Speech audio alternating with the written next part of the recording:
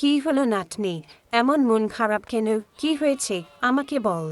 দিদা, তুমি আমাকে গল্প শোনাও না, তাই মন খারাপ আছে। দিদা, তোমাকে কতবার বলেছি আমাদের গল্প শোনাও শোনাও, কিন্তু তুমি আমাদেরকে গল্প শোনাও না, তাই আমার মন খারাপ আছে। আর আমার বন্ধু বলেছে যে তোর দিদা অনেক গল্প জানে, কিন্তু তোকে বলে না, আর আমার খারাপ লাগে। নিজের দিদা হতেও আমাকে গল্প শোনায় না। ঠিক আছে নাতনি, তোকে আমি গল্প শোনাবো, আর তোর বন্ধুকেও নিয়ে আসবি। শোনা দিদা, ঠিক আছে, আমার বন্ধুকে বলে আর নিয়ে আসি গল্প শোনাতে। উমা, ও উমা, বলছি শুনছিস? আমার দিদা গল্প শোনাবে, আর আমাদেরকে যেতে হবে। চলো আমরা যাই গল্প শুনতে। হে, চলো, কত মজা হবে। আমি তো খুবই খুশি। এতদিন ধরে ভাবছি গল্প শুনবো, কিন্তু কেউ আর গল্পও শোনায় না। আর তোমার দিদা গল্পও শোনাবে, আবার যাব না, এমন কি হয়? হে চলো চলো চলো তাড়াতাড়ি। তারপর তার নাতনিদের গল্প শোনায়। তার সাথে তার নাতনির বন্ধু ছিল। রূপকথার গল্প। রাতে দীপুকে কোলের মধ্যে নিয়ে রূপকথার গল্প শুনিয়ে ঘুম পাড়াত ওর ঠাম্মা। ঠাকুরমার মুখে গল্পগুলো শুনে কোথায় যেন হারিয়ে যেত দীপু। হঠাৎই দীপুর বাবা একটা সরকারি চাকরি পায়, পুরানো বাড়ি বিক্রি করে দিয়ে ফ্ল্যাট ভাড়া নেয়। তারপর সেখানে একে একে টিভি, ফ্রিজ আসে।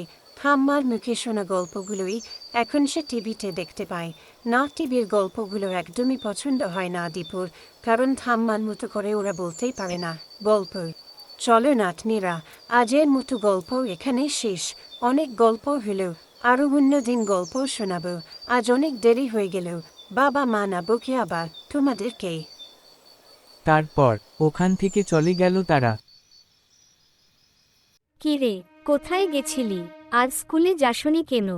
মা, আমি আমার বন্ধুর দিদার কাছে গল্প শুনতে গেছিলাম, আর কত সুন্দর গল্প শোনালো, খুব ভালো।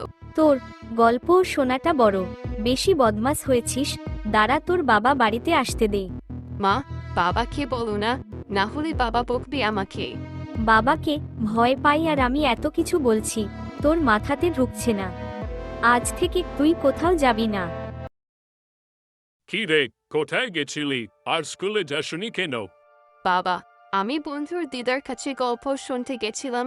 আমার গল্প শুনতে ভালো লাগে, আর আমাকে তোমরা যেতে দাও না। আমার খুবই খারাপ লাগে, কোথাও আর যেতে দাও না।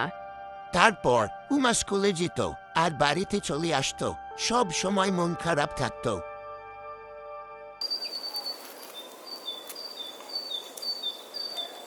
কি হলো গুমা? আর বলছি শরীর ঠিক আছে? কি হয়েছে তোর? আর গল্প শুনতে যাসনি? আমার মন খুবই খারাপ আছে। আমার মা বাবা আমাকে কোথাও আর যেতে দেয়নি। আমি খুবই কষ্ট পাই সেই জন্য। আমারও তো একটু ঘুরতে মন করে, গল্প শুনতে, কিন্তু মা বাবা আমায় কোথাও যেতে দেয় না। তুই মন খারাপ করিস না, আমি কাকু কাকিমাকে বলছি।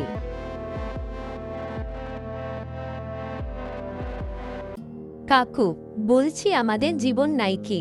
আমার তো একটু খুশি রইতে চাই, আর সেই খুশিটাও যদি নিজের বাড়িতেও না পাই, তাহলে কি করে হবে বলো তো?